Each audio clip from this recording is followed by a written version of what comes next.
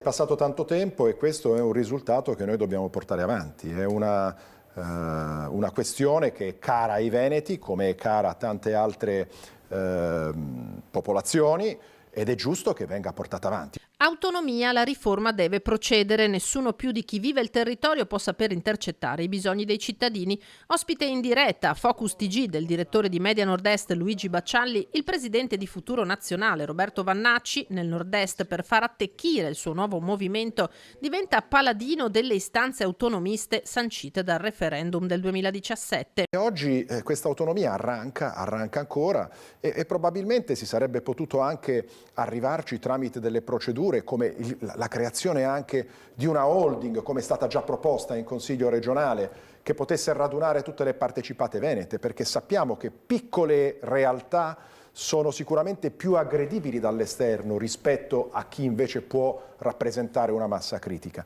Purtroppo c'è stata una gestione probabilmente non molto oculata di questa questione, di questo fatto, di questa realtà, e noi dobbiamo andare avanti.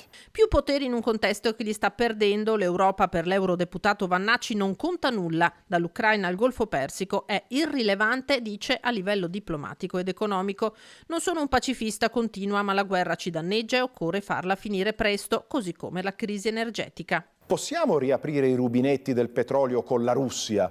Tant'è vero che questi rubinetti non sono mai stati chiusi. Ci sono stati europei che nel solo 2025 hanno incrementato le importazioni di idrocarburi dalla Russia stessa. Quindi non vedo perché l'Europa, solo per una questione ideologica e dogmatica, non debba usare quelle leve che invece gli consentirebbero di fare gli interessi degli europei e degli italiani. Governo che intraprende strade sbagliate. Futuro Nazionale anche in Veneto si propone come alternativa. Siamo, dice Vannacci, la destra vera e orgogliosa. Futuro Nazionale è un partito nato da pochissimo e che sta crescendo molto in fretta, direi quasi con un andamento esponenziale. Siamo già a 23.000 iscritti, più di 400 comitati costituenti in tutta Italia, che detta così sembra un numero con poco significato, ma facendo una media vuol dire almeno 20 comitati per ogni regione, e il Veneto si dimostra, come lo era stato anche prima, una regione particolarmente curiosa, fertile. Gli italiani, continua Vannacci, hanno bisogno di risposte concrete in tempi ragionevoli su molti fronti, sicurezza compresa, e torna il tema immigrazione. Oggi il 50% dei reati rapitori, quindi fondamentalmente furti e rapine, sono commessi dal 9% della popolazione che è straniera.